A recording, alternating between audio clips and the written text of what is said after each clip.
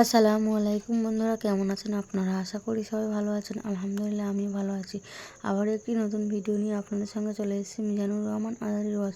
আপনারা যারা যারা মিজানুর রহমান আজহারীর ওয়াজ শুনতে ভালোবাসেন তারা ফুল ভিডিওটি দেখতে থাকেন, আশা করি ভালো লাগবে। তুমি কোরআনের কপি আগুন দিয়ে জ্বালিয়ে দিতে পারো, কিন্তু আমার হাফেজ ভাইদেরকে তুমি নিঃশেষ করে দিতে পারো না। চিৎকার করে বলেন ঠিক কিনা? এই জন্য এই কোরআনের পক্ষে যারা, আমরা তাদের পক্ষে, জোরে বলেন ঠিক কিনা? এই কোরআনের বিপক্ষে যারা, আমরা তাদের বিপক্ষে, জোরে বলেন ঠিক কিনা? সব বিষয়ে আমরা আপোষ করলেও কোরআনের বিরুদ্ধে কোনো আপোষ নাই, জোরে বলেন ঠিক কিনা? সব বিষয়ে আপোষ করলেও বিশ্বনবীর সম্মানের ব্যাপারে আমাদের সাথে কোনো আপোষ নাই, জোরে বলেন ঠিক কিনা? যারা কোরআনের গালি দেয়, কোরআনের বিরুদ্ধে লেখালেখি করে, যে নাস্তিক এবং ব্লগার গুলো, এগুলো হচ্ছে পিতৃ পরিচয়হীন জারদ সন্তান। এগুলো জাহান্নামের নরকীট, এগুলো অমানুষ, এগুলোর সাথে মুসলমানদের কোনো সম্পর্ক থাকতে পারে না। চিল্লায় বলেন ঠিক কিনা? এই জন্য সরকারের আইন করে এই সমস্ত বেয়াদবের বাচ্চাগুলোরে ওপেন স্কয়ারে ফাঁসির মঞ্চে ঝুলানো দরকার, জোরে বলেন ঠিক কিনা? আমরা এই আল্লাহর নাজিল করা কোরআন নিয়ে বাঁচতে চাই, মরতে চাই, কোরআনের কথাগুলো জীবনে খাটাতে চাই। রাজি আছো মুসলমান? কে কে রাজি? দু হাত উঁচু করে আল্লাহর দেখা।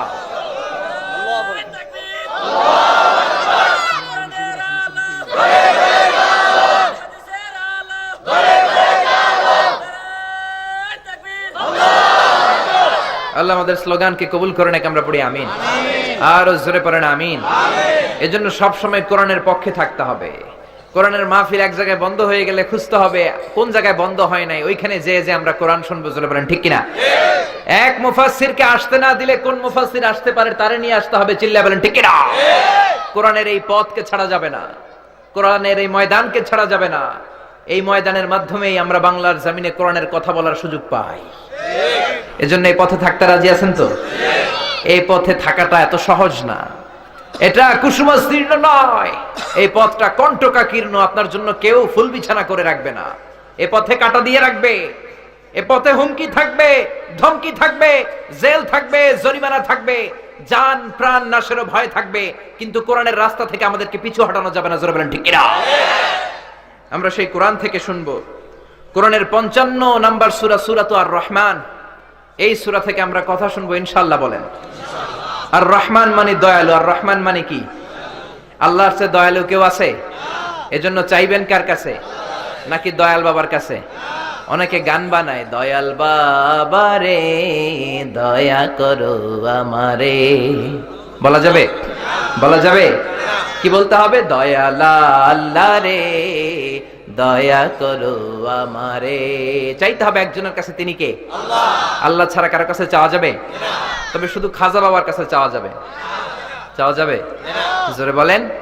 কেউ ফিরে না খালি হাতে, খাজারে তোর দরবারেতে। কেউ ফিরে না খালি হাতে, খাজারে তোর দরবারেতে। বলা যাবে? বললে ইমান থাকবে? ইমান কেড়ে নিয়ে মুশরিকদের কাতারে নাম তুলে দিবে কে? আল্লাহ। বলতে হবে কেউ ফিরে না খালি হাতে, আল্লাহরে তোর দরবারেতে। সবাই পড়েন, কেউ ফিরে না খালি হাতে, আল্লাহরে তোর দরবারে। খাজা মাঈনুদ্দিন চিশতি রাহিমাহুল্লাহ অনেক বড় আল্লাহর ওলি ছিলেন। শুধু ওলি নন, উনি মুজাহিদও ছিলেন। উনি বুখারা থেকে পড়াশোনা করে, এখন আমরা পড়তে যাই মিশরের আল আজহার, পড়তে যাই মদিনাতুল মুনাওয়ারা, আল জামিআ আল ইসলামিয়া বিল মদিনাতুল মুনাওয়ারাতে। তখন তারা পড়তে যেত বুখারাতে। তিনি বুখারাতে পড়াশোনা করেছেন। সেখান থেকে দাওয়াতি কাজের অংশ হিসেবে চলে এসেছেন হিন্দে, ইন্ডিয়াতে। আনা সাগর সাক্ষী, আনা সাগরের পাশে পৃথ্বীরাজের সিংহাসন। এই পৃথ্বীরাজ হিন্দু কট্টর বাদশার সাথে কোনো আপোষ তিনি করেন নাই। তার সিংহাসনকে লাথি মেরে তার বিরুদ্ধে তিনি জিহাদ করে ইন্ডিয়ার মতো হিন্দুস্থানে তিনি কালিমার পতাকা গেড়েছেন। চিল্লায় বলেন ঠিক কিনা? মাঈনুদ্দিন চিশতি রাহিমাহুল্লাহ, তার ব্যাপারে এই কথাগুলো নাই, আছে খালি তিনি জিকির করতেন। জায়নামাজ বিছাই দিলেই উনি সাগর পার হয়ে যেতেন। শুধু এই কথাগুলোই বড় বেলায়, জোরে বলেন ঠিক কিনা? আবার আব্দুল কাদের জিলানী অনেক বড় মাপের আল্লাহর ওলি ছিলেন। উনার নামের আগে দিয়ে আমরা গাউসে পাক লাগাই, এরকম আছে না নাই? গাউসে পাক তো উনি নন, উনি একজন আল্লাহর ওলি। গাউসে পাক একজন, তিনি কে? আল্লাহ। গাউস মানে সাহায্যকারী। গাউস মানে কি? কথা বলেন, গাউস মানে কি? আল গাউস আল আযম মানে মহান সাহায্যকারী, মহান দাতা তো একজন, তিনি কে? আল্লাহ। এজন্য খবরদার, আব্দুল কাদের জিলানী, জিলান নগরে তার জন্ম, তার নামের আগে গাউসে পাক বলা যাবে না। গাউসুল আজম, গাউসে পাক হলো একজন, তিনি কে?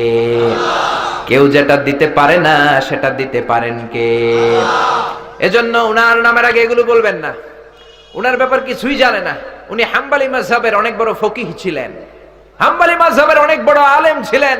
উনি নামাজে এইভাবে হাত বাঁধতেন, সবগুলো বিশ্বনবীর সুন্নাত। আমরা হানাফি হওয়ার কারণে আমরা এইভাবে বাঁধি, জোরে কোন ঠিক কিনা? মালিকিরা, শাফিঈরা এইভাবে বাঁধে, কোনো সমস্যা নাই। উনি হাম্বলি মাযহাবের বড় ফকিহ ছিলেন, অনেক বড় আলেম ছিলেন। উনিও ওনার সময়ের একজন প্রেসিডেন্ট ছিল মুফতাকির বিল্লাহ, তার বিরুদ্ধে উনি জিহাদ করেছেন। এই জিহাদের কথাগুলো নাই, শুধু ওনাদের নামে উল্টাপাল্টা কারামাত আর বানোয়াট গল্প বলে মাঠ জমায়, এরকম বক্তা আছে না নাই? এই জন্য যারা কোরআন থেকে বলবে আমরা তাদের কাছে যাব। আর রহমান আমাদেরকে শিক্ষা দেয়, বিপদে মুসিবতে চাইতে হবে রহমানের কাছে। জোরে বলেন, কার কাছে? আল্লাহ ছাড়া কারো কাছে যাওয়া যাবে? গণকের কাছে যাওয়া যাবে? জ্যোতিষ বাবার কাছে যাওয়া যাবে? রাশিফল দেখে যারা কথা বলে এদের কাছে যাওয়া যাবে? যারা ভণ্ডামি করে এদের কাছে যাওয়া যাবে? গণকের কাছে যাওয়া যাবে না। বিশ্বনবী বলেছেন, খবরদার, হুমকি দিয়েছেন বিশ্বনবী, মান আতা আররাফান ফাসালাহু আন শাইইন লাম তুকবাল লাহু সালাতুহু 40 লাইলা। কেউ যদি কোনো গণকের কাছে যায়, যে যদি তারে কিছু জিজ্ঞেস করে, জিজ্ঞেস করার সাথে সাথে ওই ব্যক্তির 40 দিনের নামাজগুলো বাতিল করে দিবে কে? আল্লাহ। এজন্য গণকের কাছে যাবেন?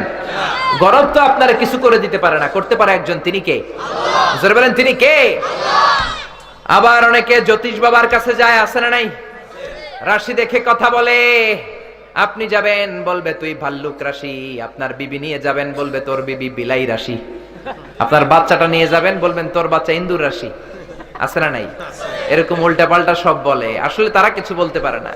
এক জ্যোতিষ বাবা আছে, লিটন দেওয়ান, বসুন্ধরাতে। আমি অনেক জায়গায় বলি তার কথা, আপনারা জানেন না?